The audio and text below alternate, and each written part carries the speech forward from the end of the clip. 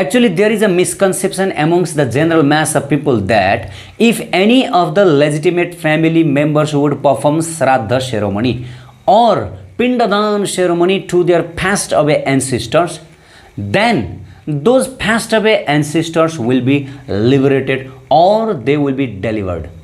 This is a misconception which is being pervading everywhere in our community. Do you think that the passed away ancestor will be liberated or will be delivered ultimately by offering the Pindadan? Do you know about Pindadan? The Pindadan means making a ball of rice and putting something there like til, and they will be offering to the ancestors. This is a custom and tradition. Actually, offering Pindadan to the dead ancestor is not their ultimate liberation from the cycle of birth and death. Yes, actually the real liberation means liberation from the cycle of birth and death. We have to understand that real liberation means liberating oneself from the cycle of birth and death. Birth and death, repeatedly birth and death. So we have to be liberated from this. Actually, this is called real liberation. Now we have to understand the physics of Pindadan. If any legitimate family members is offering Pindadan to the dead, then here is a physics. And what is that physics?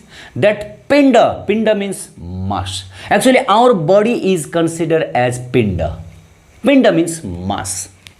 So that Pinda is being offered to that dead, because that dead person, he is devoid of body. He does not have gross body. And to enjoy something and to experience something, he needs a gross body. Gross body with hands, eyes, legs, all the sense organs, with brain and everything. Without this gross body, the dead cannot enjoy anything. So before he entering to the Pitrilok, he was Pret here. After all, a person, when he dies, his soul remain on this earthly planet for 10-15 days. And this is called Tera Dine Sanskar. We are familiar with this term Tera Dine Sanskar, Kaj Kriya, right? So that is the period when the dead will stay here in his subtle body. He has subtle body. He will be bereft or he will be devoid of gross body like this. And that subtle body is not visible to the people's eyes. That is also a physical body, but it cannot be perceived by naked eyes. Other peoples, they cannot see, but that dead will remain on his house for some time. And after 13 days, you will be going to Pitrilok. And this Pitrilok is a section between Bhurloka and earthly planet, Earth and Bhurloka. Actually, we have to understand from Vedic scripture that inside this material universe, there are 14 planetary systems. Means there are 14 planets. But we have to understand that this 14 planetary system explained in the scriptures, Vedic scriptures, these are not the planets as explained by the modern astrologist. The modern astrologist and scientists, they talk about 9 planetary system, and this 9 planetary system is a minor part of this 14 planetary system.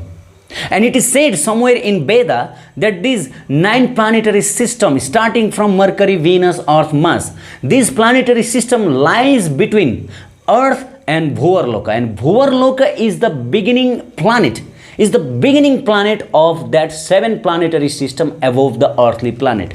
And there are 7 planetary systems down below the earthly planet.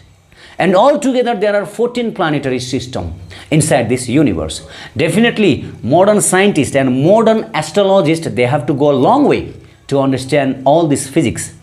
But definitely they will be one day try to get some clues. Anyway, the celebrated Pitrilok is supposed to lie somewhere else between the earth and Bhuvarlok. Somewhere else between the earth and Bhuvarlok. So there is Pitrilok. And after the dead, the soul with his subtle body goes there to Pitrilok.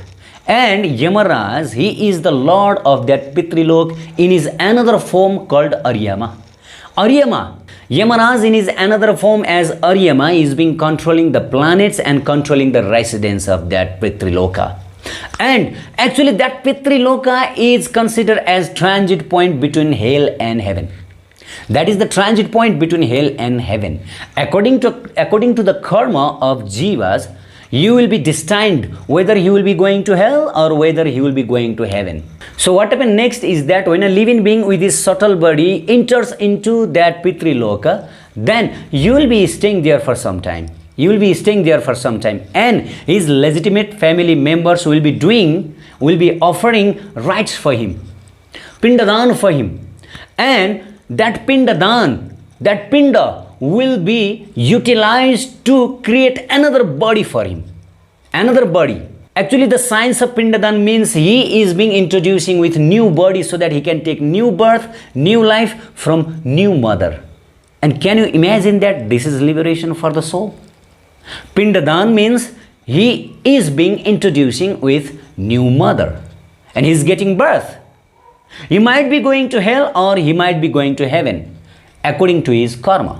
But after finishing the stocks of resultant reaction of his karma, whether good or bad, he has to come back again from the womb of mother and on this earthly planet and again start the journey. Again, repeatedly. So in Brahma Vaivarta Purana, it is said, strongly said that one who is not devotee of Krishna and one who is not chanting Krishna's name, he has to repeatedly take birth and birth and birth. He has to come for eating pinda.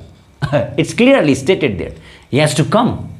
And this is not the real liberation. The real liberation, as Srimad Bhagavad Gita and Srimad Bhagavatam states, that when a soul transcends this material universe, the universe of this 14 planetary system, the universe provided by Maya, controlled by Maya, then this is called real liberation. And in this real liberation stage, a soul will transcend to Vaikuntha or Golokdham and he will never come back, for getting that pinda from his family members. So this is real liberation.